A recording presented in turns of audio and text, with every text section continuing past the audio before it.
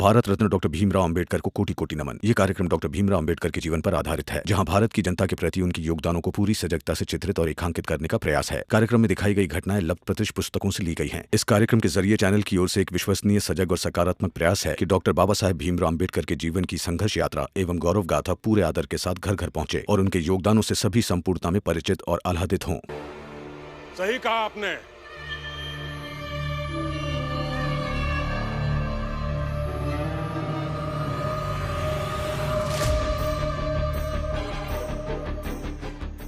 मुझे भी अब बस यही देखना है कि ये भीमराव जो खुद को हर सत्ता, हर शासन, हर व्यवस्था, हर सामाजिक मान्यताओं से ऊपर मानता है, बड़ा समझता है, देखना चाहता हूं कि ये यहां से बचकर कैसे निकलता है। निकलूंगा यहां से, जरूर निकलूंगा। और वो इसलिए नहीं क्योंकि मैं भीमराव हूं, इसलिए क्योंकि मैं सत्य के साथ खड़ा हूं और सच को ये चाहे जितने बंदी बनाकर रख ले, अंत में जीतता सच ही है। देखते हैं। वैसे अपनी पत्नी को बड़ौदा भेज के तो घायल करवा दिया, अब आगे क्या क्या करोगे?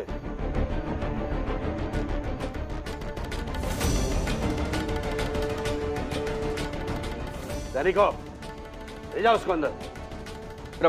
रमा, तुम अपना ख्याल रखना। आनंद भैया, बाला भैया, संभालना इन दोनों। आप भी अपना ख्याल रखिए। और तुम सब यहीं रुको, देखते हैं ऐसे कितनी रातें यहां बाहर खड़े होकर बिताओगे। किसी ना किसी दिन हमें मौका मिलेगा ना, तो टपका देंगे भीमराव को।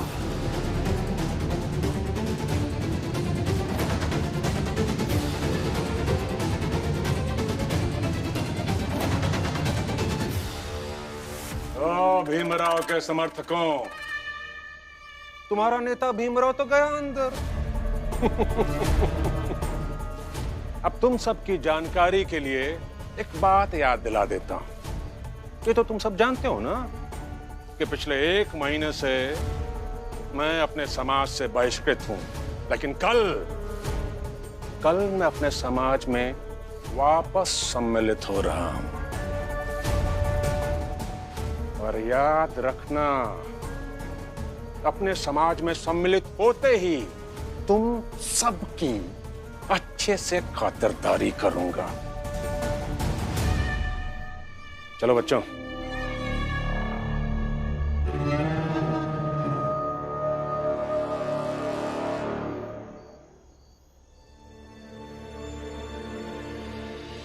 रमा,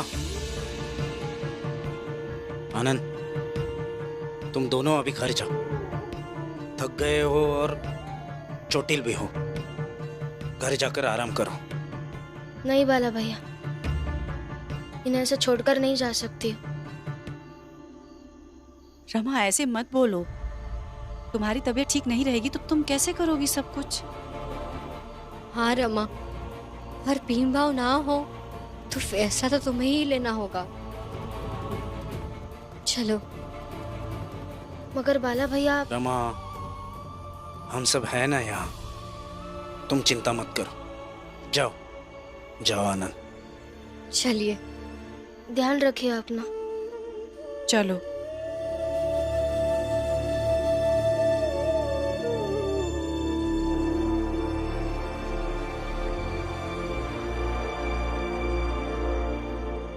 लीजिए, एक निवाला और खाइए।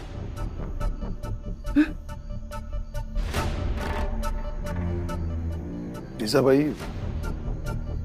अब तुम धीरे धीरे मेरे सांस लेने को भी नियंत्रित करना चाहती हो।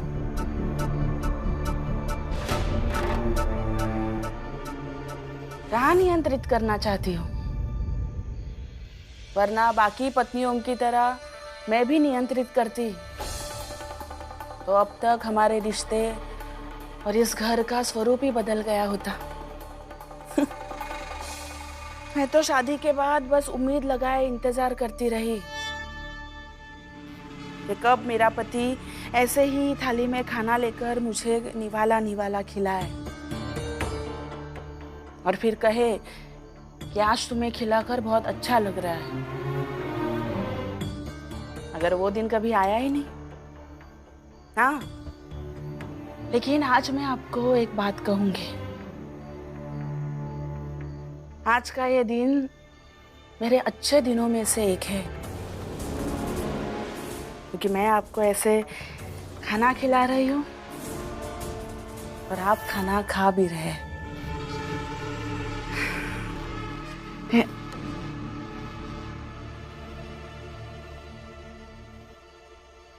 ये यहाँ फिर से आ गई। ये फिर से मेरे साथ लड़ेगी। इसे भगाइए ना।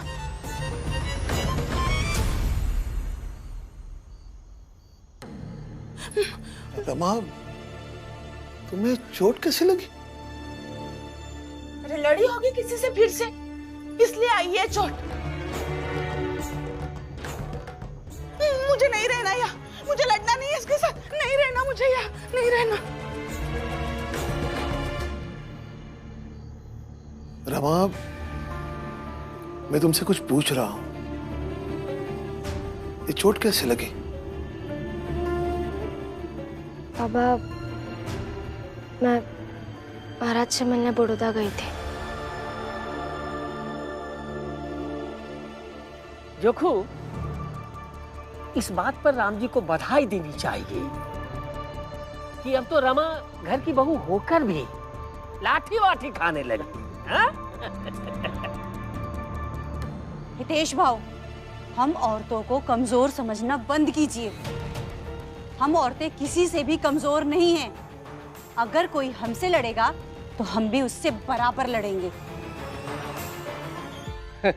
अरे औरत कमजोर नहीं होता है का भाषण देत हो, जबकि पूरा चाल देख चुका है कि पति के भाग जाए के बाद कैसे रोबत रही, और आज भी कितना रोबत हो कि नहीं? इतनी मजबूत थी तो क्यों याद करती रही और क्यों रोज मनाती रही कि पति लौट के आए? नहीं, उनके जाने के बाद कुछ महीनों तक मैं भले ही कमजोर रही, भले ही रोती रही, मगर बाद में ताकतवर बनी। फिर कभी नहीं मनाया कि वो लौट कर आए।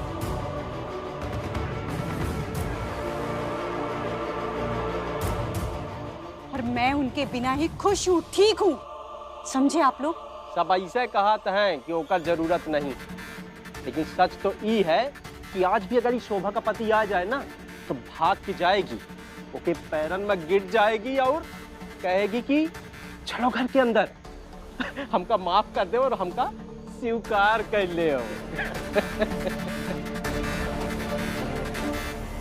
बिल्कुल सही कहा जोखू तुमने। अभी तो ये बहुत ताकतवर बन रही है और कह रही है कि बिना पति के ठीक हूँ, अच्छी हूँ और खुश हूँ। लेकिन देखना, जब इसका पति आ जाएगा ना तो ये सब भूल जाएगी और माफी मांगने लगेगी। आप मर्दों को हमेशा ऐसा लगता है ना कि हम औरतें बस फटाक से आपके सामने आकर के और आपसे माफी मांग लेंगे। गलत लगता है, क्योंकि मैं वैसी औरत बिल्कुल भी नहीं हूँ।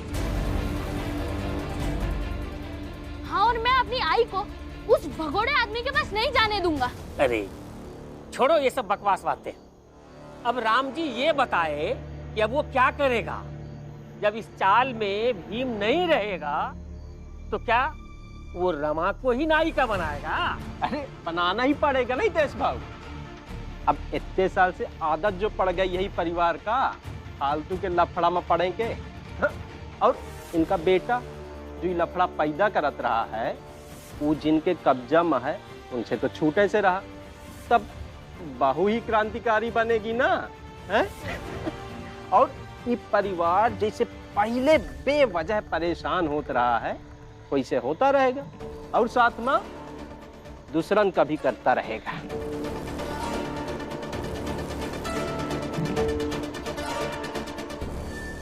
अगर महाराज से मिलना मुश्किल है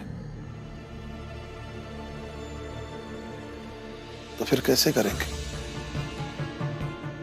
भीम को कैसे छुड़ाएंगे?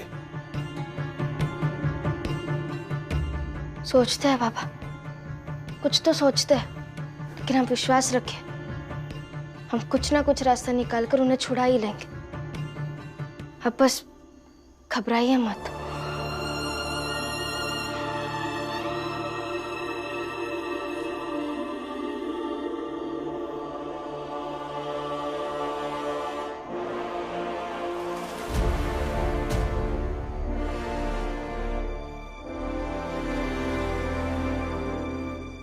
रमा, तुम्हारी बातों में मुझे भीम की तरह दृढ़ निश्चय दिखता है।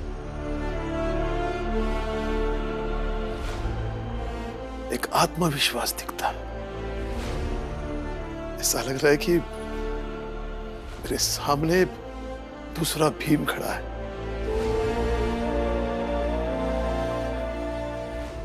ज्यादा भावुक बातें करने की जरूरत नहीं है। हो गया, हो गया, बहुत बातें हो गई। हाँ, अब जा, जा तू घायल औरत, जा जा जा जा, बाहर जाके खाना खा ले। हाँ, और इसके ऊपर मरहम लगा ले। एक काम कर, थोड़ा सा मिर्च भी लगा दे। जा जा जा जा, अभी अभी अभी इन्हें भी सोना है, मुझे भी सोना है। जा रही हूँ। जा जल्दी जा जा।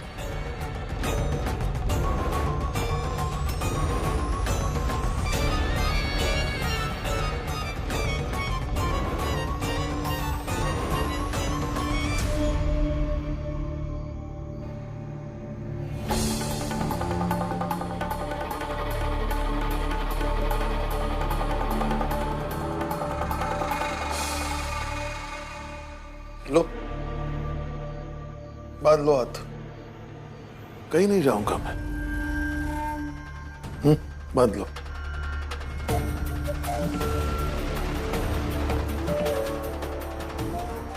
अरे वाह,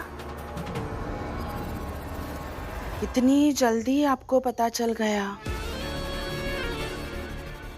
कि आपकी पत्नी आपको आपकी मर्जी से अब कुछ भी करने नहीं देगी। नहीं जीजा भाई, समय के साथ साथ मुझे समझ में आया कि मेरी बहू रमा अब भीम जैसे बन गई है। इसलिए मुझे अब भीम की चिंता करने की कोई जरूरत नहीं। वो कुछ ना कुछ तो उपाय जरूर निकालेगी। लो, बांध लो और तुम सो जाओ। मैं यही बैठकर कल की तरह जगूंगा, जितनी देर जग सकता हूं। बांध लो, बांध लो।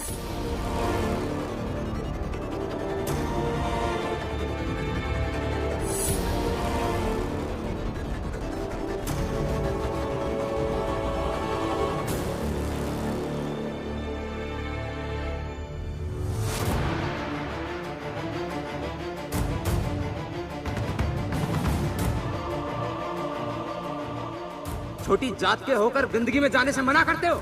बहुत अकड़ आ गई है तुझमें। सत्ता जिसके पास होती है वही डिसाइड करता है कि न्याय कब, किसे और कैसे दिया जाए।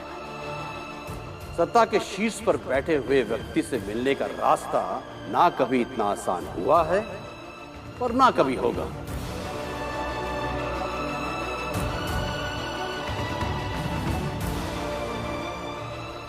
लो, खाना खा लो। अरे खा लो खाना। नहीं खाऊंगा।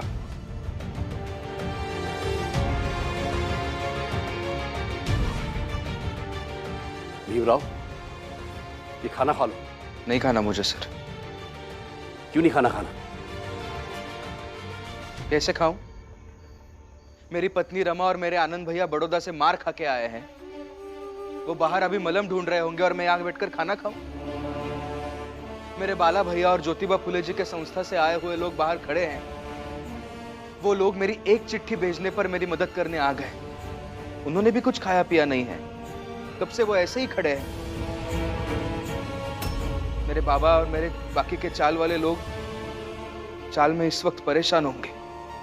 शायद उन्होंने भी कुछ खाया पिया नहीं होगा, तो मैं यहाँ खाना कैसे खा सकता हूँ सर?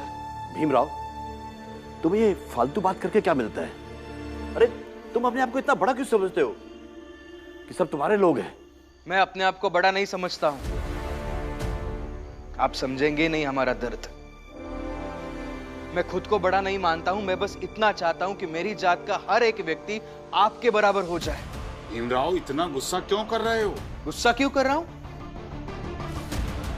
जब आपको एक ही कक्षा में बाकी छात्रों के बराबर बैठने ना दिया जाए, जब आप उस रास्ते पर नहीं चल पाएंगे जिस रास्ते से बड़ी जात के लोग गुजरते हैं, जब बड़ी जात के लोगों को अलग थाली में खाना और आपको इस पत्तल में खाना परोसा जाएगा, तब आपको जो गुस्सा आएगा ना, मेरा गुस्सा भी वही है।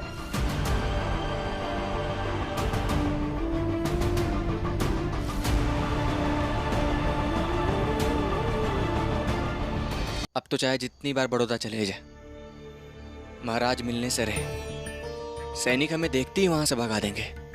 कुछ नहीं समझ में आ रहा है। तो फिर क्या करेंगे?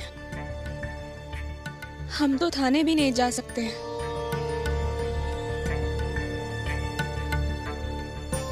रमा, रमा, तुम तो भीम भाऊ को हम सबसे ज्यादा अच्छे से जानती हो ना, तो वो कैसे सोचते हैं? क्योंकि उसी से हमें कुछ समझ आएगा कि हम उन्हें वहां से कैसे निकालेंगे। रमा, तुम्हारी बातों में मुझे भीम की तरह दृढ़ निश्चय दिखता है। ऐसा लग रहा है कि मेरे सामने दूसरा भीम खड़ा है। एक उपाय है। क्या? हम सब भीमराव बन जाते हैं।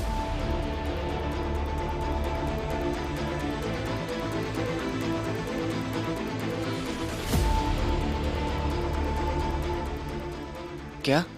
हाँ भैया, हम सबको भीमराव बनना होगा, तभी हम उन्हें वहां से आजाद कर पाएंगे। पर रमा, कैसे? हम भीम कैसे बन सकते हैं? भीम तो अकेला है और हम सब अलग अलग हैं। भीमराव सिर्फ एक नाम नहीं है भैया, भीमराव एक संकल्प का नाम है।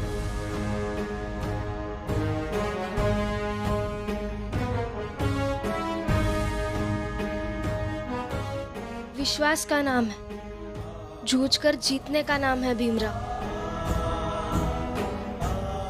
और अगर हम सब में भी उनके जितना विश्वास, संकल्प और जूझने की क्षमता आ जाएगी ना, तो हम भी भीमराव है।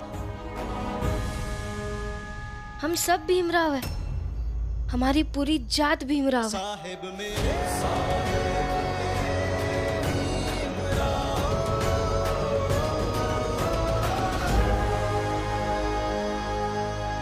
पर रमा, इससे क्या होगा? हम किससे लड़ेंगे? क्या हम बड़ौदा की हुकूमत को गिराएंगे? हम ऐसा कुछ नहीं करेंगे, हम कुछ और करेंगे।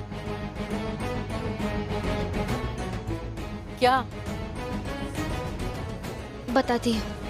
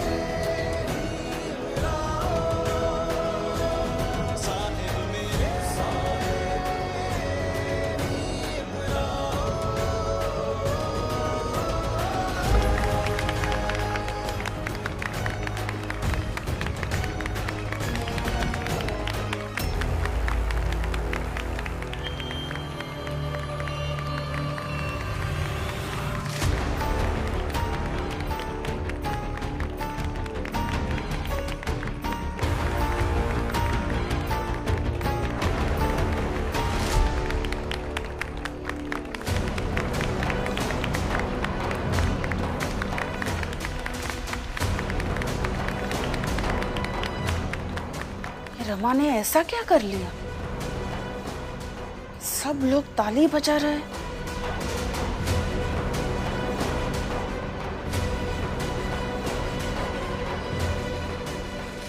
अजीब बात है ना जीजाबाई, पति मिला, पति कहीं भागकर चला ना जाए, इसलिए हाथ बांध दिए, फिर भी रहा नहीं गया ना, क्योंकि तुम्हारे दिमाग में सबसे महत्वपूर्ण बात यह चल रही है कि भीम का क्या हुआ। तुम जीवन भर भीम के पीछे भागती रही। तुम्हें ऐसा लगा कि भीम को हटाकर तुम मुझे पालोगी, लेकिन सच बात यह है कि अगर तुम भीम से प्यार करती तो क्या पता, शायद तुम भी मुझे पा चुकी होती।